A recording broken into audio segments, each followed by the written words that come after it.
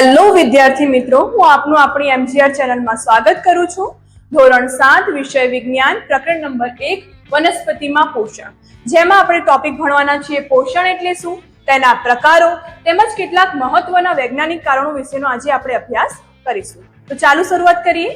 સૌપ્રથમ આપણે જોઈએ પોષણ એટલે શું. તો સજીવો દ્વારા ખોરાક ગ્રહણ કરવાની તેમજ શરીર દ્વારા તેને ઉપયોગમાં લેવાની, તેને શોષણ કરવાની ક્રિયાને પોષણ કહે છે. ફરીથી જોઈએ કે સજીવો દ્વારા ખોરાક ગ્રહણ કરવાની તેમજ શરીર દ્વારા તેને ઉપયોગમાં લેવાની, શોષણ કરવાની પ્રક્રિયાને પોષણ કહે છે. આપણે જોઈએ પોષણના બે પ્રકારો છે. તો કયા કયા? સ્વાવલંબી પોષણ અને પરાવલંબી પોષણ. અહીંયા આપણે વનસ્પતિમાં પોષણની વાત કરીએ છીએ. તો સૌપ્રથમ આપણે જોઈએ સ્વાવલંબી પોષણ એટલે શું. તો પોષણની એ પ્રક્રિયા કે જેમાં જે સજીવ છે એ બહારના સરળ પદાર્થોમાંથી જાતે ખોરાક તૈયાર કરે છે અને એમાંથી પોષણ મેળવે છે, તો તેને સ્વાવલંબી પોષણ કહે છે. જેમાં આપણે ઉદાહરણ તરીકે લઈએ કે લીલી વનસ્પતિ. તો એ લીલી વનસ્પતિ છે એ હરિતદ્રવ્ય ધરાવે છે, માટે તે પ્રકાશ સંશ્લેષણ કરીને પોતાનો ખોરાક જાતે બનાવી શકે છે. એ જ પ્રમાણે આપણે જોઈએ પરાવલંબી પોષણ. પરાવલંબી પોષણ એટલે શું? એટલે કે વનસ્પતિ કે જે સજીવ છે એ અન્ય કોઈ મૃત સજીવો પર કે વનસ્પતિ પર આધાર રાખતી હોય, જાતે ખોરાક બનાવી ન શકતી હોય પણ અન્ય પર આધાર રાખતી હોય, તેને પરાવલંબી પોષણ કહેવામાં આવે છે. એટલે કે એ લોકો હરિતદ્રવ્ય ધરાવતા નથી. હરિતદ્રવ્ય ધરાવતી ન હોવાથી પ્રકાશ સંશ્લેષણની ક્રિયા કરી શકે નહીં. આમ આપણે જોઈએ કે આ જે છે પરાવલંબી પોષણ, એના કેટલાક પેટા પ્રકારો પડે છે. પરાવલંબી પોષણમાં પરાવલંબી વનસ્પતિના કેટલાક પેટા પ્રકારો પડે છે. એમાં છે કીટાહારી વનસ્પતિ, મૃતોપજીવી વનસ્પતિ અને પરોપજીવી વનસ્પતિ. તો પહેલું આપણે જોઈએ કીટાહારી વનસ્પતિ એટલે શું. તો કીટાહારી વનસ્પતિ એટલે એવી વનસ્પતિ કે જે વનસ્પતિ બીજા જે અન્ય જે કીટકો છે તેમનું ભક્ષણ કરે છે, તેમને આકર્ષે છે, તેને કીટાહારી વનસ્પતિ કહે છે. કે જે પોતાના પોષણ માટે ખોરાક માટે બીજા કીટકો પર આધાર રાખે છે, તેને કીટાહારી વનસ્પતિ કહી શકાય. તેમાં આપણે ઉદાહરણ જોઈએ કે કળશપર્ણ છે, વિનસ છે, મક્ષીપાસ છે, બ્રોસેરા છે.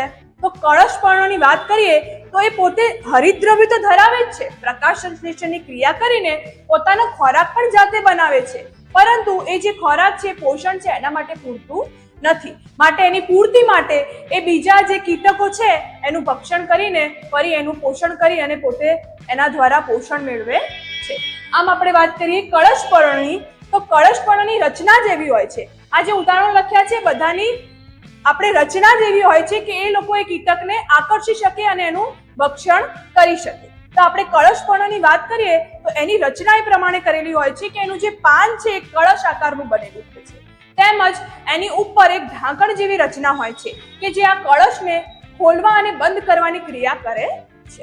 તેમજ આ જે કળશ છે એની અંદર વ્હાઈટ પાતળા વાળ જેવી તાંતણા જેવી રચના હોય છે કે જેના દ્વારા જે કીટકો છે એ આકર્ષાય છે અને એની અંદર એ જ્યારે ભેગા થાય ત્યારે એની અંદર એનું શ્વાસ રૂંધાય છે, તેમજ ત્યાં એનું ભક્ષણ થાય છે, તેમજ આ જે કળશપર્ણ છે ત્યાં એનું શોષણ કરીને પોષણ મેળવે છે, એનો ખોરાક તરીકે ઉપયોગ કરે છે.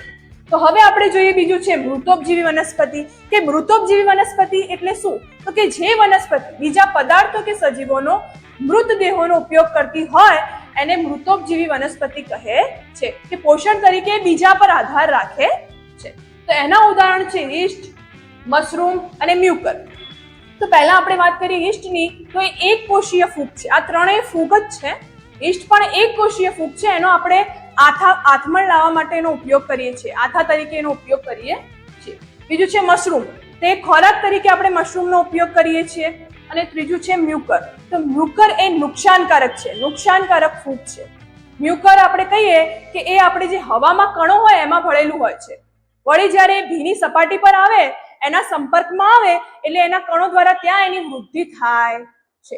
પરિણામે ત્યાં એ ફૂગ એ મ્યુકર ઉગી નીકળે છે અને જ્યારે કોઈ પણ આપણે જોઈએ સડી ગયેલી બ્રેડ હોય કે રોટલી હોય એમાં આપણને આ મ્યુકર નામની ફૂગ જોવા મળે છે. તેમજ ભીના કપડા હોય કે લાકડું હોય એના પર પણ આ ફૂગ ઉગી નીકળે છે.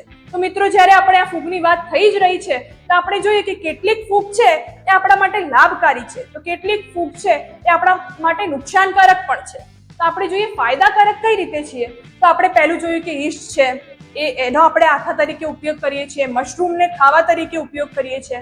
તેમજ કેટલીક એવી ફૂગ છે કે જે આપણે દવા તરીકે ઉપયોગ કરીએ છીએ, એનો આપણે ઔષધિ તરીકે દવા તરીકે એનો એમાં ઉપયોગ થાય છે. તેમજ આપણે વાત કરીએ કે અમુક પ્રકારની જે ફૂગ છે એ અમુક વિઘટન માટે પણ, અમુક પદાર્થના વિઘટન માટે પણ એ ફૂગનો ઉપયોગ થાય છે. બીજું જોઈએ નુકસાન કરતા કેવી રીતે છે. તો આપણે જોયું એ પ્રમાણે કે મ્યુકર નામની જો ફૂગ હોય તો એ આપણા કપડા કે જે લાકડું છે ભીનું હોય તો એને સડાવે છે. તેમજ આપણે જે રોટલી હોય કે બ્રેડ હોય એને સડાવે છે, એટલે કે વસ્તુઓનો બગાડ કરે છે.